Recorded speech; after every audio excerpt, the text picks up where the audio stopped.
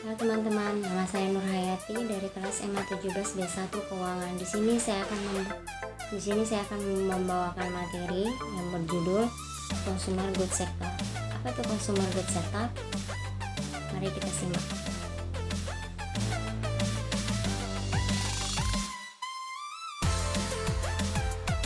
Nah, apa itu Consumer Goods Sector?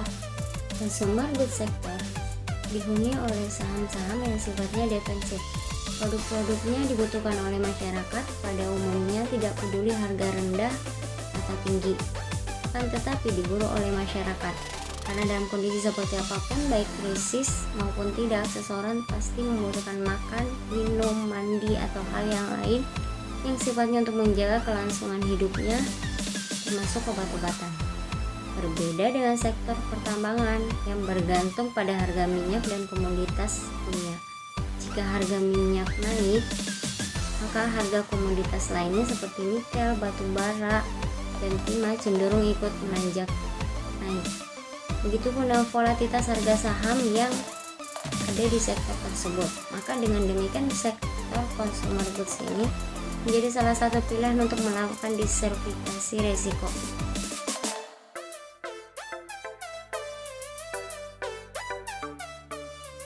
Nah, di consumer goods sector ini ada beberapa emiten yang masuk atau dikategorikan ke dalam sektor consumer goods, dibagi ke dalam beberapa subsektor. Yang pertama ada cosmetic and household atau kosmetik dan rumah tangga, dan yang kedua food and beverage, makanan atau minuman, dan yang ketiga houseware, peralatan rumah tangga. Yang keempat ada pharmaceutical atau obat-obatan, dan yang kelima ada tobacco manufaktur, pabrik tembakau. Yang pertama, cosmetic and household. Ada beberapa emiten yang masuk ke dalam subsektor cosmetic and household, yaitu yang pertama PT Unilever Indonesia Tbk, share code-nya UNPR, market kapitalnya 260.373.750. Dan yang kedua ada PT Kino Indonesia Tbk, share code-nya KINO, market kapitalnya 3.141.600. Dan yang ketiga ada PT Mandom Indonesia Tbk, share code-nya TCID, market kapitalnya 1.728.600. Yang keempat ada PT Martino Berto Tbk, share code-nya MBTO, market kapitalnya 78.110.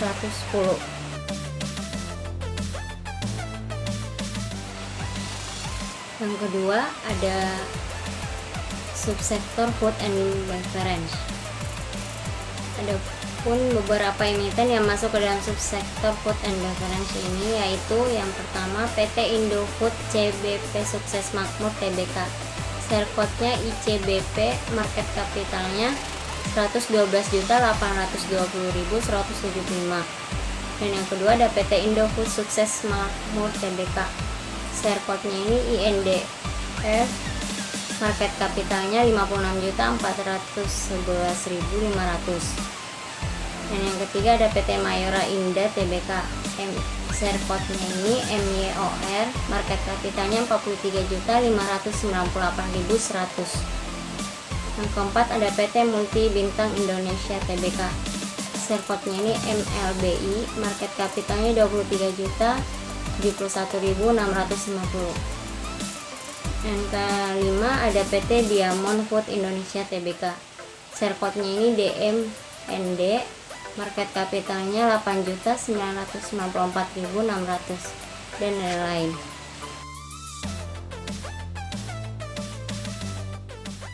Yang ketiga ada subsektor houseware, peralatan rumah tangga. Ada beberapa emiten yang masuk ke dalam subsektor ini. Yang pertama ada PT Integra Indo Kabinet Tbk, share code-nya WOOD, market kapitalnya 1.639.560. Dan yang kedua ada PT Citose International Tbk, share code-nya CINT, market kapitalnya 276.000. Dan yang ketiga ada PT Langgeng Makmur Industri Tbk, share code-nya LMPI, market kapitalnya 80.640. Dan yang keempat, PT Kedaung Indah Jan Tbk, share code-nya KICI, market kapitalnya 71.208. Halo teman-teman, nama saya Soleha dari kelas MA 17B1 Keuangan. Di sini saya akan melanjutkan menjelaskan mengenai subsektor consumer good dan juga analisis fundamental. Oke, mari kita simak bersama-sama.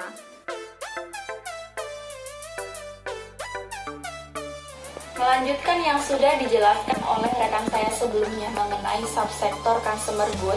Selanjutnya ada dari sektor pharmaceutical atau obat-obatan. Di sini kita mengambil 9 emiten dengan market capital terbesar, yaitu di barisan pertama ada PT Kalbe Farma, dan selanjutnya ada PT Industri Jamu dan Farmasi sudah muncul, dan yang terakhir di barisan ke-9 ada PT Bidam Farma Tbk. Selanjutnya ada sektor tembakau manufaktur atau pabrik tembakau. Di sini ada 5 emiten yang mendominasi.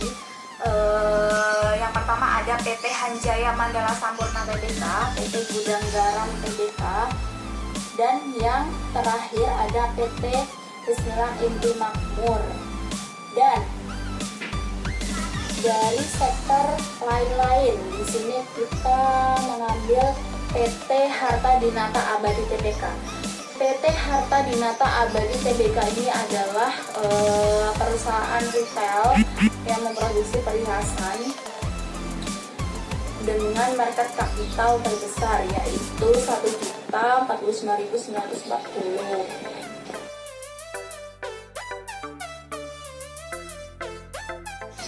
Analisa fundamental atau fundamental analis adalah teknik analisa yang umumnya digunakan oleh para investor untuk membantu keputusan jual beli saham.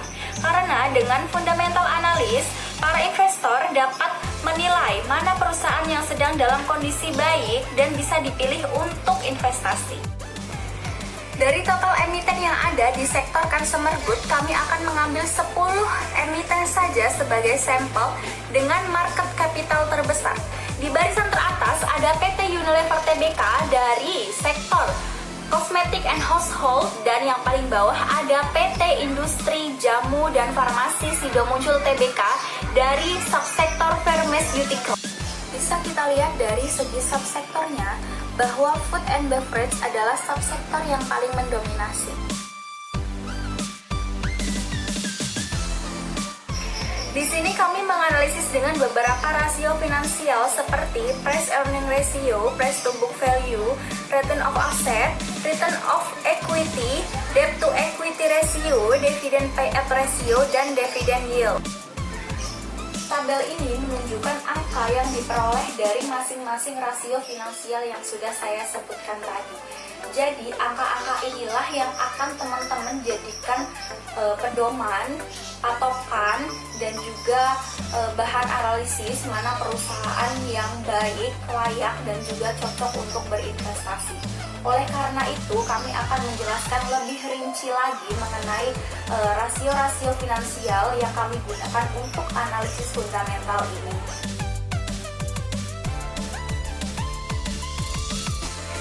Salah satu cara mengukur harga saham dapat dikategorikan mahal atau murah yaitu dengan price earning ratio dan price to book value. Jika price earning ratio atau PER tinggi menunjukkan bahwa harga saham sudah tergolong mahal atau kurang cocok untuk investasi. Jika price earning ratio rendah, itu menunjukkan bahwa harga saham masih murah atau cocok untuk investasi jangka panjang. Dari grafik di samping dapat teman-teman lihat bahwa PT Gudang Garam Tbk adalah perusahaan dengan PER terendah yaitu 8,36 kali dibandingkan perusahaan-perusahaan lainnya.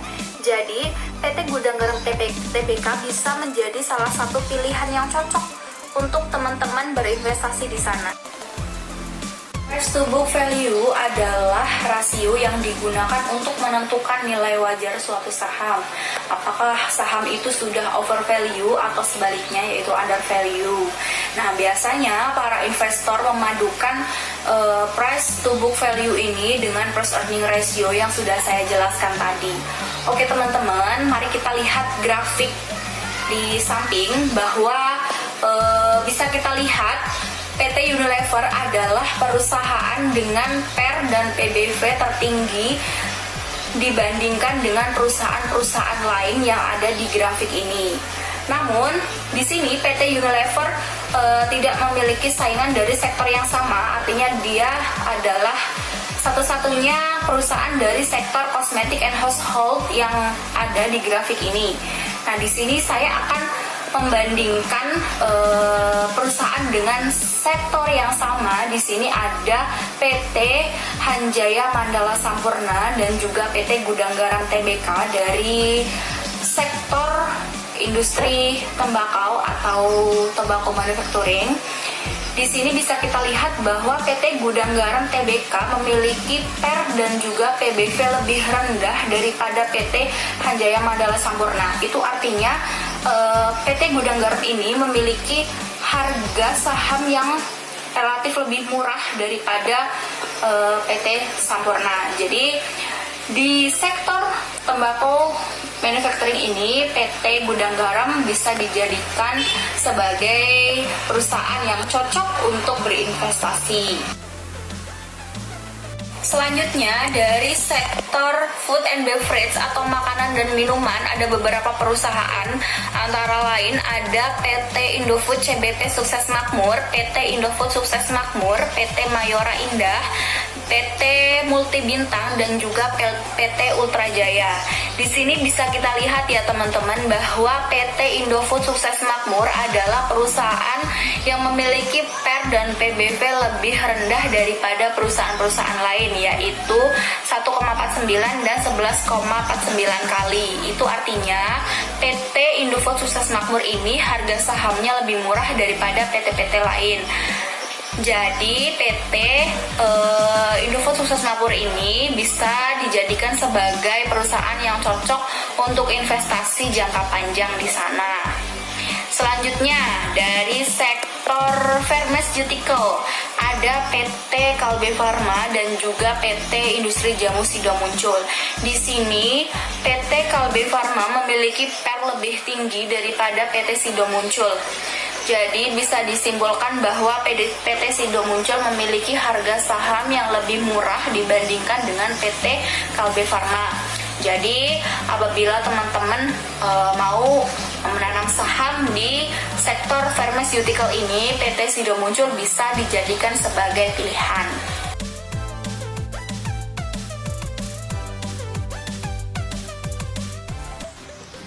Ya teman-teman, mari kita lanjut di fundamental analisis. Di sini ada ROA dan ROE. Apa itu ROA dan ROE? ROA adalah return on asset dan ROE adalah return on equity, yang mana mereka merupakan salah satu rasio yang digunakan untuk mengukur kinerja perusahaan dalam mengelola aset dan modalnya dalam menghasilkan laba. Yang mana ROA ini diperoleh dari menghitung laba bersih sebelum pajak dibagi dengan total aktiva, sedangkan ROE diperoleh dari menghitung laba bersih setelah pajak dibagi dengan ekuitas. Bisa kita lihat data di sebelah kita. Dilansir dari RTI Bisnis, di sini ada 10 emiten contoh yang kita ambil ya. Ada PT Unilever dengan kode UNVR. Di sini diperoleh ROE-nya 139,96, yang mana dia ROE yang dihasilkan lebih besar dari sektoral dengan jumlah 42,104. Demikian juga ROA-nya ya teman-teman, bisa kita lihat di sini ada 35,8, yang mana juga lebih besar daripada sektoralnya 19,757. Ada juga yang lebih besar dari emiten yang lain seperti HMSP dan MLBI juga.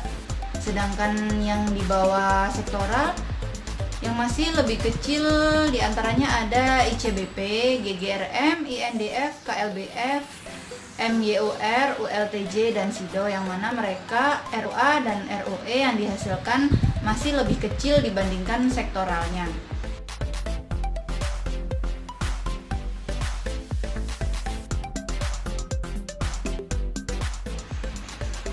Ada juga di sini dividen payout ratio dan dividen yield. Dividen payout ratio dan dividen yield ini merupakan salah satu daya tarik tersendiri bagi investor. Karena investor sendiri kan pasti selain mengharapkan capital gain, tentunya mereka juga cenderung berinvestasi untuk jangka panjang, yang mana mereka juga sangat mengharapkan pembagian dividen ini. Bisa kita lihat grafik di sebelah kita. Di sini ada dividen payout ratio dan dividen yield. Yang paling tinggi langsung kita lihat ya, di sini ada HMSP. Mereka memberikan dividennya yang paling besar ya. Dari dividen payout rasionya saja di sini ada 101, yang mana lebih besar jika dibandingkan dengan sektoralnya yang hanya 46,568. Dan dividen yieldnya ada 8,2, yang mana juga cukup besar juga jika dibandingkan dengan sektoralnya yang hanya 2,807. Ada juga dividen payout ratio yang dibandingkan lebih besar dari sektoralnya. Di sini bisa kita lihat ada GGRM, ada juga INDF, ada juga KLBF. Sedangkan yang dibandingkan lebih kecil dividen payout rasionya ada sisanya UNVR, ada juga MYUR, MLBI, ULTJ, dan SIDO. Dividen yield-nya juga hampir sama di sini. Yang dibandingkan dengan sektoralnya lebih besar selain HMSP tadi, di sini ada GGRM dan INDF. Sedangkan yang dibandingkan lebih kecil di sini ada ICBP, ada juga KLBF, ada lagi MYUR, MLBI, ULTJ, dan SIDO, yang mana dividen yield dan dividen payout rasio mereka lebih kecil jika dibandingkan dengan sektor.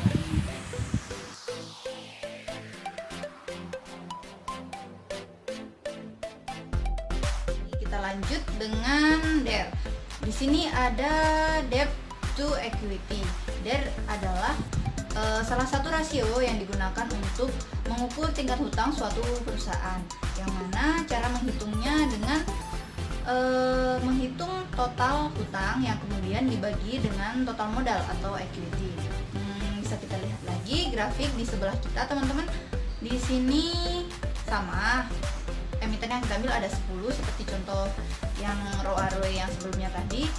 Di sini PT Unilever atau dengan kode UNVR, di sini DER-nya ada, bisa kita lihat ada 290,95 ya teman-teman, yang mana di sini DER-nya lebih besar dibandingkan dengan sektoralnya yang hanya 86,79. Dari sini bisa disimpulkan bahwa PT Unilever ini kurang baik karena dia total hutangnya lebih banyak. Jadi jika perusahaan tingkat hutangnya lebih banyak, bisa dikatakan juga kurang baik. Seperti halnya di sini ada juga INDF, ada juga MYUR, MLBI, yang mana tingkat debt to equity rasionya masih di atas sektoral. Ada juga yang di bawah sektoral dari emiten lain seperti HMSP, ICBP, GGRM, KLBF, ULTJ, dan SIDO. Yang mana berarti mereka bisa dikatakan lebih baik karena tingkat debt to equity rasionya lebih kecil.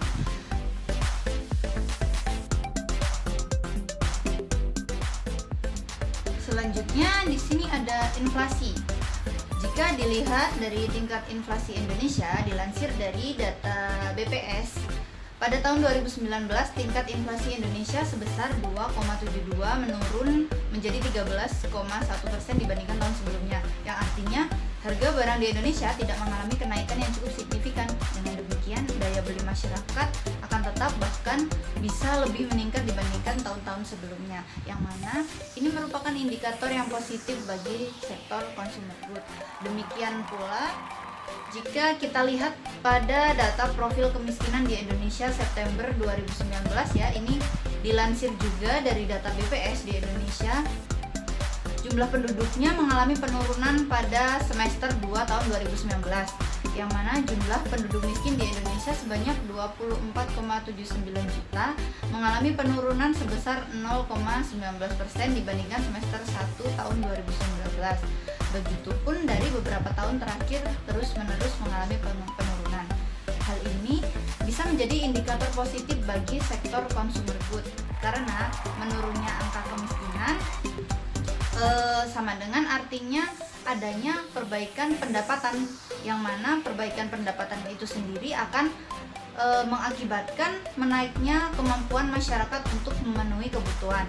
Jadi bisa juga hal itu akan memiliki dampak pada daya beli masyarakat yang akan meningkat juga, yang mana hal ini akan memberikan dampak yang positif bagi sektor konsumer.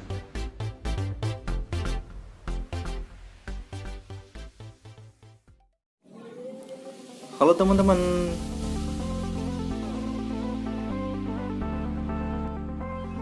Baik, tadi kan kita telah mempelajari dan mengenal tentang analisis fundamental sektor consumer good ini ya teman-teman. Nah, di sini saya akan melanjutkan pembahasannya. Saya di sini akan masuk ke analisis teknikalnya teman-teman. Jadi, di sini saya akan menampilkan dua grafik. Yang pertama yaitu grafik pergerakan harga saham sektor consumer good. Nah, yang kedua adalah pergerakan indeks harga saham gabungannya teman-teman atau IHSG ya. Nah, dari kedua grafik ini nanti saya akan bandingkan nih teman-teman, kira-kira bagus yang mana ya dari kedua grafik ini gitu. Nah, daripada penasaran teman-teman, kita langsung aja ke materinya teman-teman.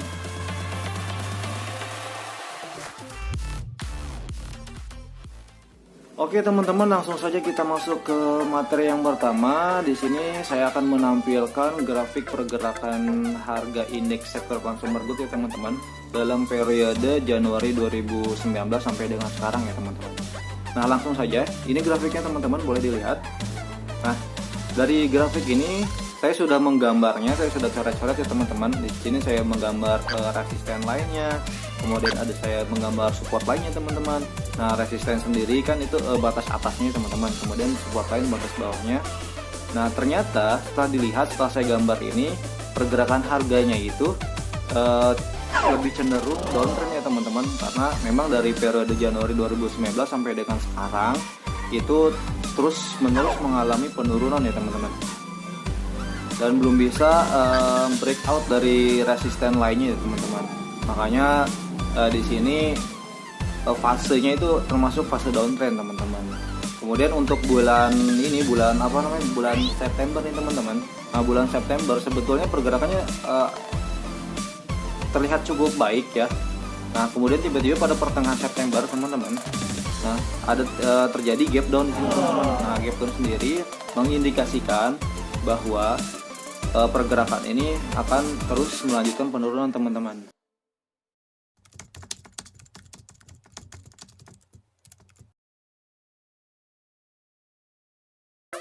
Nah, untuk persentase penurunannya sendiri, indeks sektor consumer good ini dari periode Januari 2019 sampai dengan Januari 2020 teman-teman. Nah, di sini sektor ini turun sekitar minus 25% teman-teman. Nah, kemudian dari bulan Februarinya, nah bulan Februari 2019 sampai dengan Februari 2020 atau year on year ya teman-teman. Nah, sektor ini turun atau minus 34% teman-teman. Jadi lumayan gede juga ya teman-teman.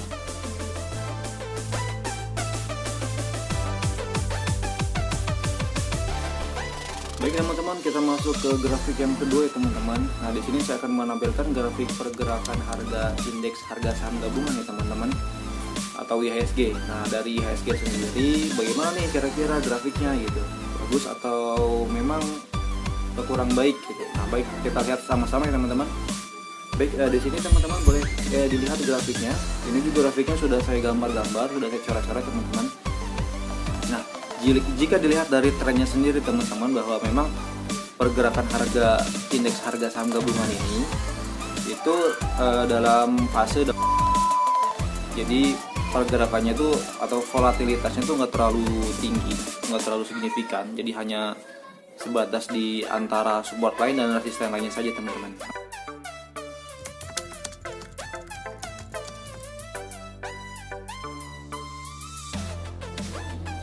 Baik, IHSG itu terkoreksi apa tidak sih gitu.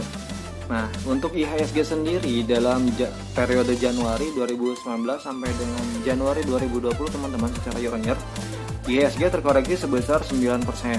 Nah, kemudian 1 bulan setelahnya, itu bulan Februari 2019 sampai dengan Februari 2020, IHSG kembali terkoreksi sebesar 15%, teman-teman. Jadi memang lebih besar daripada bulan Januari ya.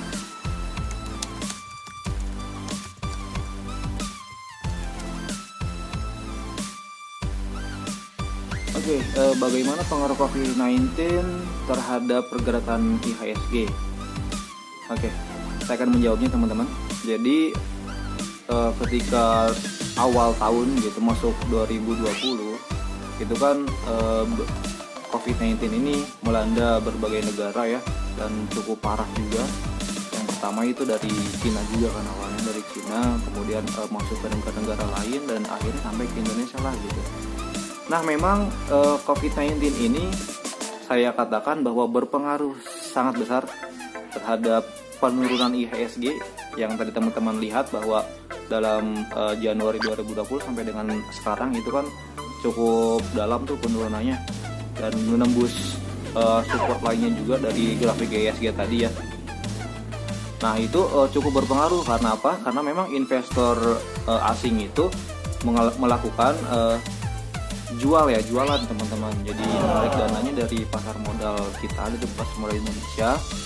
Nah, kemudian mengakibatkan bahwa supply demand nih, ternyata ketika asing itu jualan banyak, supply-nya kan lebih tinggi daripada demand-nya gitu kan. Akhirnya pergerakan harganya atau harganya tuh jatuh semua dan berkoreksi dalam juga gitu. Nah, karena kan kita tahu bahwa memang pasar Indonesia ini, pasar modal Indonesia ini dikuasai oleh asing, atau modal asingnya tuh lebih besar daripada modal domestik ya teman-teman.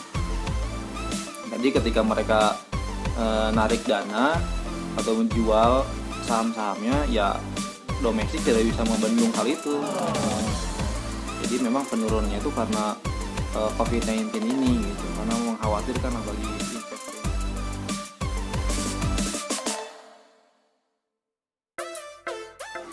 Nah, setelah kita melihat kedua grafik tersebut, bisa kita simpulkan bahwa IHSG lebih baik dibanding sektor consumer goods ya teman-teman.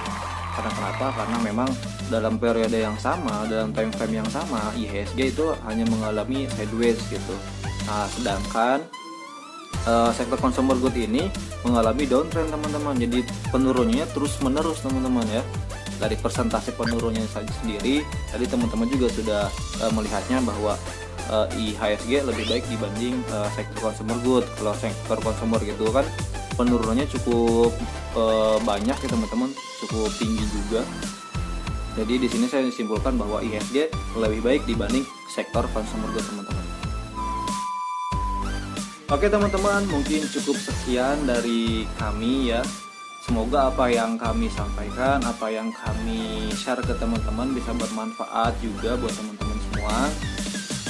Oke, mohon maaf jika ada kesalahan dari kami, baik itu tutur kata maupun perilaku atau gestur dari kami yang memang tidak berkenan gitu. Mohon dimaafkan ya teman-teman.